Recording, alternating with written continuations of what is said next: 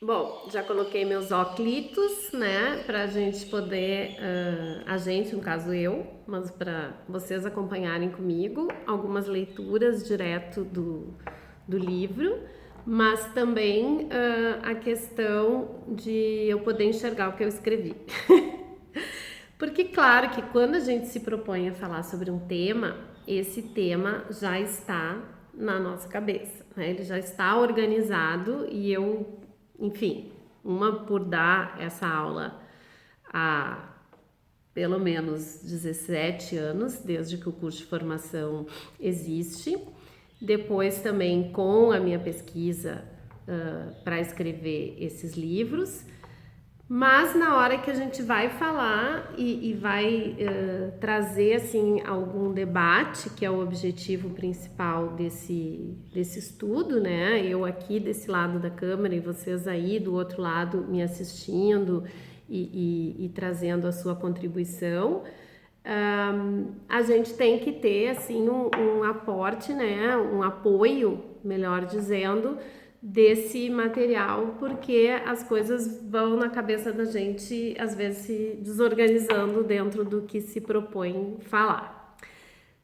Como eu já trouxe a ideia de usar esses personagens para construir, então, dentro dessa minha ótica, como a dança percorreu esse caminho até ser considerada a dança do ventre, ou vir a acontecer, de ter um nome, essa dança oriental, eu gostaria de trazer assim alguma, dentro dessa introdução, que no início do capítulo, desse quarto capítulo, então eu trago um pouco de como era a vivência, né, no Oriente Médio e no Egito, numa sociedade extremamente patriarcal, onde as mulheres praticamente não saíam de casa. Então, como é que a dança acontecia, como é que essa relação cultural se dava. Então, muito dentro de casa, muito as mulheres ensinando para as filhas, passando de avós para mães, de mães para filhas, e dentro dessa passagem de informações sobre a vida, sobre a cultura, sobre o casamento, sobre toda a vida íntima das famílias, também se dava a dança, né? E as mulheres saíam muito pouco à rua. E dentro dessa sociedade, os haréns tiveram uma importância muito grande, porque, na verdade, eles surgiram, né? Vários historiadores trazem a questão de que eles surgiram justamente para proteger a família e principalmente as mulheres e as crianças, enfim, das invasões, né? Dentro desses países onde existiam muitas conquistas e esses invasores poderiam então, e várias vezes aconteceram, invasões, tinha nos haréns um lugar fechado e que propiciava essa então uma vida quase que paralela à vida do palácio, do restante do palácio, né? Então, eu trago que a palavra harém, ela deriva do termo semítico ram e também da palavra traduzido para o egípcio, harém é henet, que se escreve, na verdade, Khenert, porque o K fica com aquele som anasalado de H, né? Então, que quer dizer justamente isso, lugar fechado ou recluso.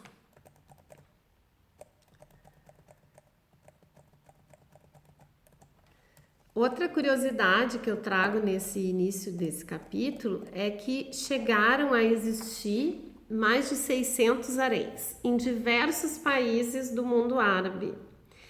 E justamente porque esses haréns eram lugares privados, ou como o próprio termo diz, fechado ou restrito a um grupo de pessoas, eles estavam ali justamente para proteger as mulheres, porque a gente sabe que muitos reis, sultões, faraós tinham a possibilidade de ter até centenas de mulheres. Tem livros que trazem aprofundado esse assunto harém, né? Que se vocês tiverem interesse pode buscar essa literatura específica sobre harém e saber um pouquinho mais de como é que eles funcionavam.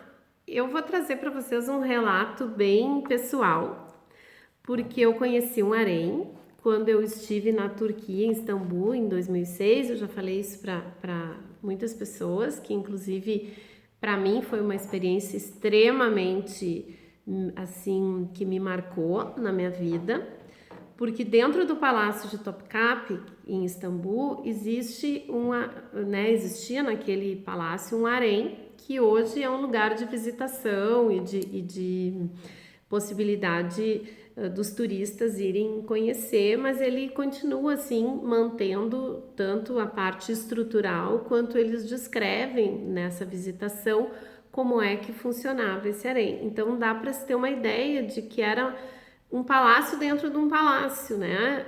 Porque existiam todas as áreas como num lugar onde conviviam, né?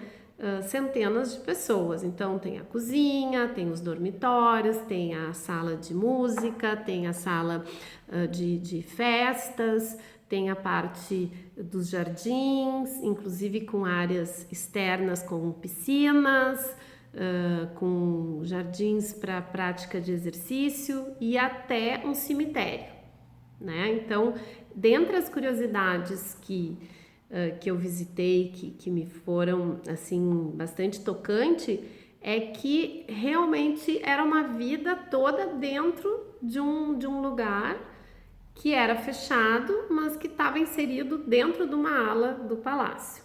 Nesses haréns, as mulheres conviviam com vários tipos de castas, né? Desde as mulheres da família, as mães, a sogra, as tias. Imagina quanto mais esposas se tinha, mais essa rede familiar era ampliada.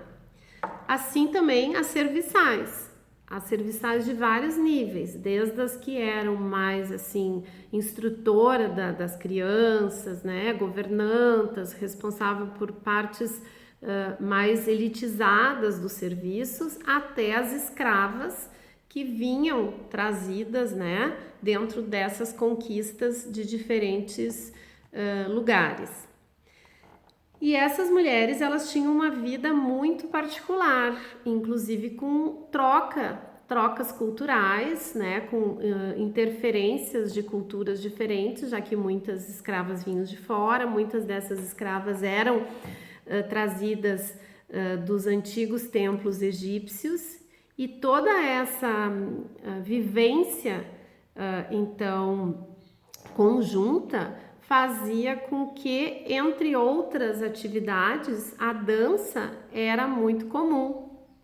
E cada uma dessas vertentes explorava um tipo de dança, e também aquela dança mais ancestral que tinha toda um direcionamento mais até erotizado, porque estava ligado aos ritos de fertilidade, como a gente já estudou no capítulo anterior.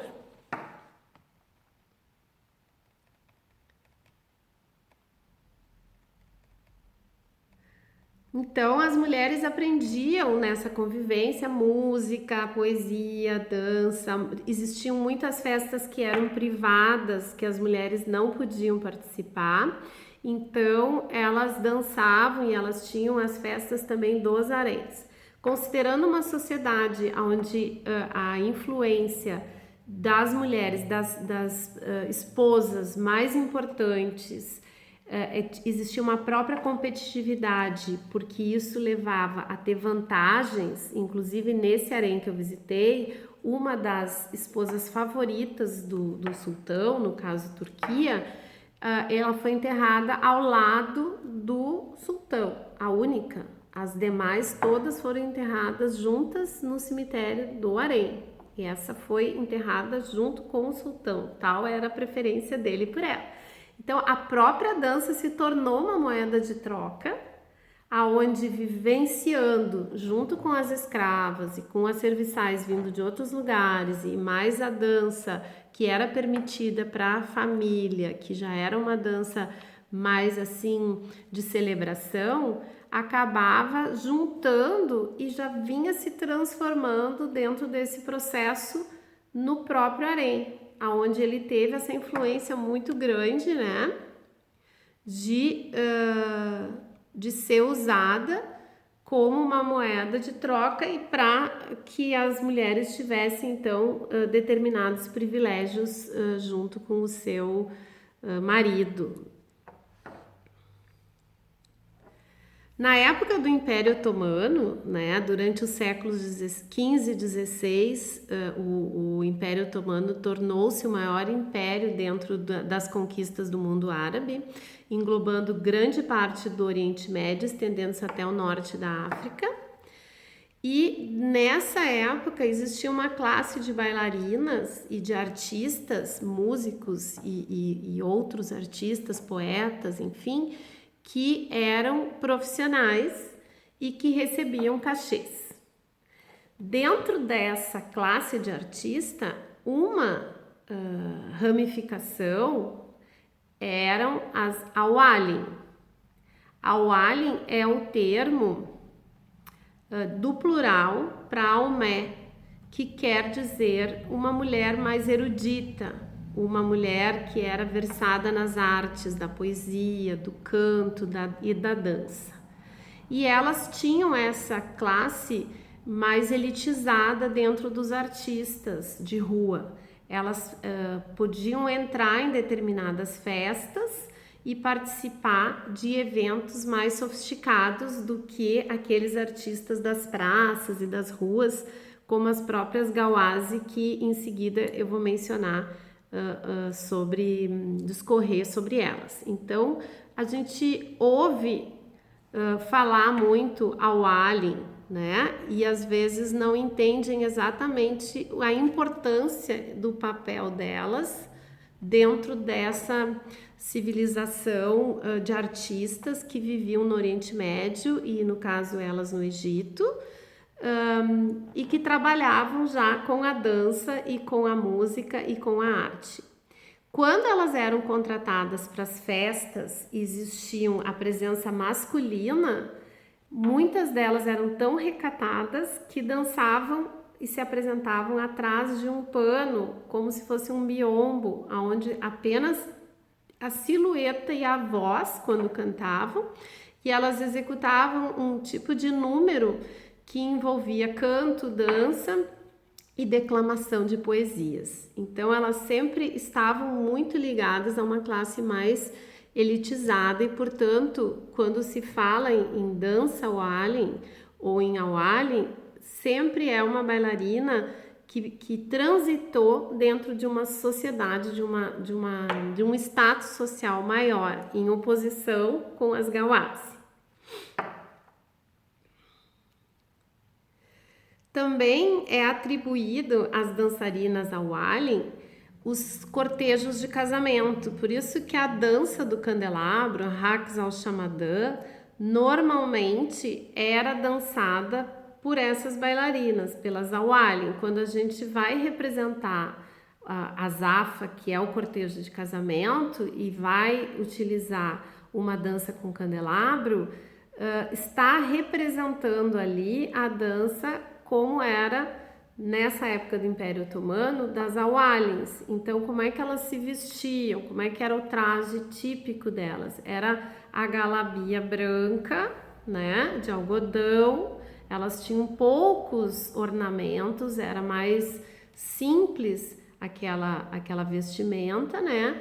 E originalmente algumas equilibravam pratos com lamparinas, porque não existia esse candelabro que a gente utiliza hoje na dança, próprio para dança, né? E participavam dos festejos de casamento, utilizando também o bendir, que é aquele pandeiro sem esnuges, o próprio pandeiro daf e os esnuges, que faziam parte então do cortejo todo de casamento, porque não tinha música eletrônica, então é óbvio que os próprios instrumentos eram utilizados de forma a servir como base musical para essa apresentação. Então, junto nessa mesma época, né, durante a invasão napoleônica no Egito, em 19 de maio de 1798, Napoleão partiu com 18 mil soldados em direção para conquistar o Egito, né? E chegou no Cairo nessa data, e os soldados da tropa de Napoleão e também toda a sua comitiva, que vieram junto, artistas, cientistas, empresários, entraram em contato com a cultura local. E entre os artistas que mais tiveram contato com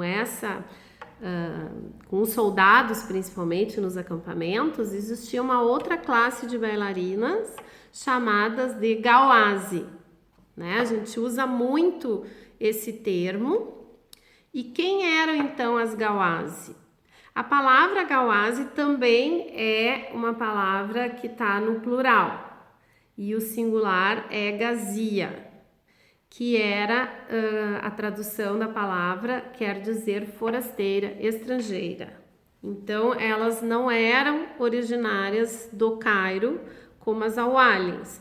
Elas vinham junto com as comitivas de músicos, artistas, vendedores, que faziam parte dos artistas de rua, muito comum nas feiras e eventos no Cairo, porque o Cairo era um lugar de efervescência, porque era uma rota muito importante dentro do Oriente Médio, e como uma entrada da Europa para o Oriente Médio. E isso acontecia, então, que elas eram dançarinas das ruas, elas dançavam em troca de dinheiro, elas dançavam nas portas dos restaurantes, dos hotéis, e ao contrário das awalins, elas eram muito livres, elas tinham uma vida muito assim, sem recato, tanto que muitas delas, além de dançar e de ganhar vida como artistas, elas eram prostitutas, e é muito comum que elas se envolvessem e estivessem dentro dos acampamentos dos soldados nessa época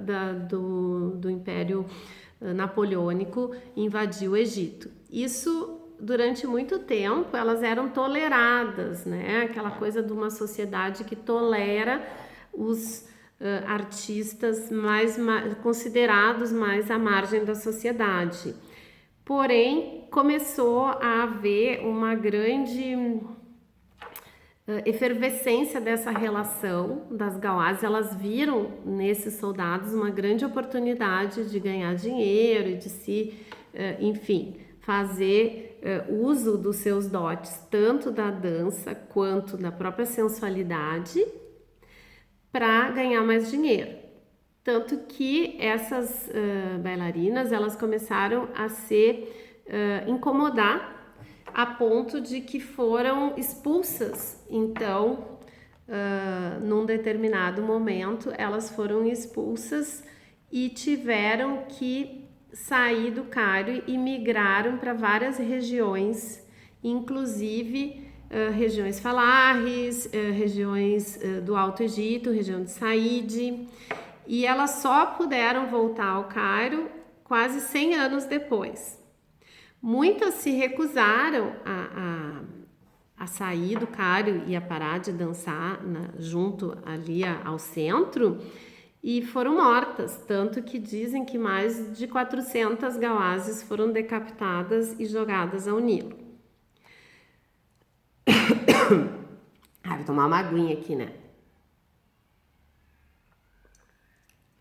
Bom, dando continuidade a essa ideia, é uma construção de pensar, e eu sempre trago isso nas minhas aulas, da importância, né, da formação da dança a partir dessas ramificações artísticas, como as awalins, que trouxeram a sofisticação, o glamour, toda a parte assim mais erudita que nós temos dentro de uma linha de técnica da nossa dança, E as Gawase, elas trazem então que a sensualidade, a liberdade, o vigor dos quadris, porque a dança Gawase era uma dança muito focada na movimentação dos quadris, elas usavam muitos lenços, as indumentárias das Gawases têm várias ramificações, eu trago inclusive aqui no livro, na página 33,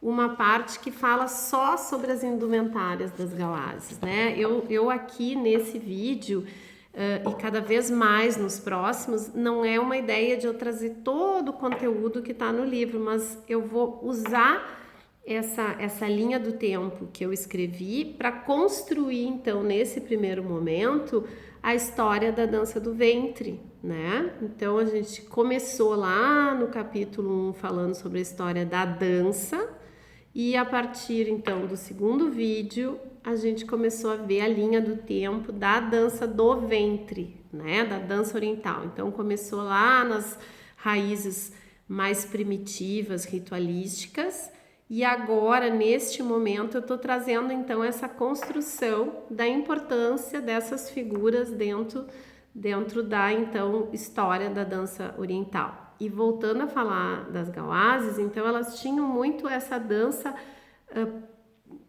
liberta, né? Então elas trouxeram muito dessa soltura de quadril, elas ficavam dançando horas fazendo o mesmo movimento e usavam inclusive muitas moedas. Elas usavam tipo uma bolsinha como se fosse uma pequena guaiaca, né? Guaiaca, para quem é aqui do sul sabe que é o lugar onde se guardava dinheiro antigamente nas roupas de gaúcho, não sei como é que é em outros lugares, mas é tipo uma bolsinha como se fosse uma pochete dentro da saia e elas iam guardando as moedas ali. Muitas vezes elas tinham várias dessas bolsinhas costuradas na roupa e por isso que a movimentação fazia barulho. Dizem que é daí que se começaram então a utilizar os lenços de moeda. Elas usavam muitas indumentárias cheias de adereços, usavam guizos nas pernas para fazer barulho, porque elas usavam muito as batidas. A dança Gawase usa muito os pés, né? E daí que também, por essa questão da visão que a sociedade tinha dessas bailarinas, é que talvez tenha se construído muito desse preconceito em relação à dança do ventre até hoje, né? Que está muito ligada a essa origem Gawase.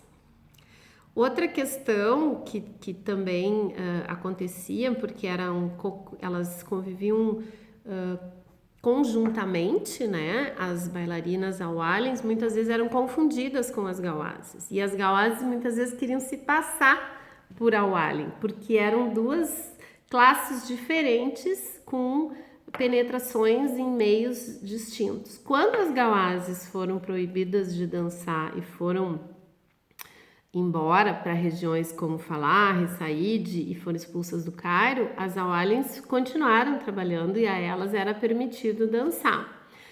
Também nessa mesma época surgiu uma outra figura bem importante, que eram os hawals. Quem eram os hawals? Os hawals eram bailarinos, meninos principalmente, jovens, que vinham da Turquia e do Marrocos, se travestiam de mulheres e dançavam em festas mais, digamos assim, privadas, e também em alguns cafés e nas praças, e eles faziam muito sucesso, e provavelmente daí que venha muito dessa origem, né, que já me perguntaram em box aqui, qual é o meu pensamento, qual é a minha opinião sobre os homens dançando. E aqui a gente tem uma origem, não a única, né, mas quando eu falar do ballad em seguida eu vou trazer também que é uma dança que todos dançavam, então os homens também dançavam e até hoje eles dançam, que para nós é meio estranho quando a gente vê esse lado da dança do ventre atualmente, onde muitos bailarinos, sejam eles mais estilo Hauaus, travestidos de mulheres, ou dançando como mulheres, mais vestidos como homens, e que isso causa um estranhamento, mas tem toda uma base histórica para que isso seja pautado, para que isso seja, digamos, uma continuidade do que sempre existiu e não algo que é moderno e agora. Talvez isso esteja mais em evidência justamente porque a questão de gênero atualmente é menos complexa de preconceitos, né? Então, cada gênero se expressa da maneira como quiser, inclusive na dança.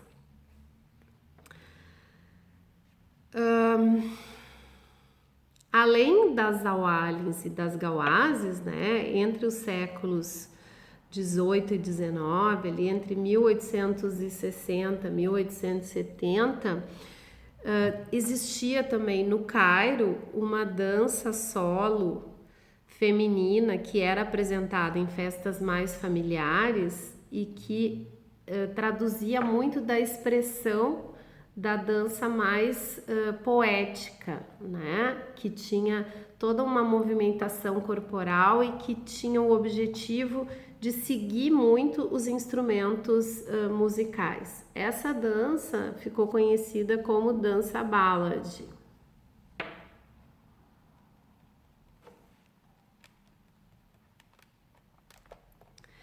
Eu vou finalizar aqui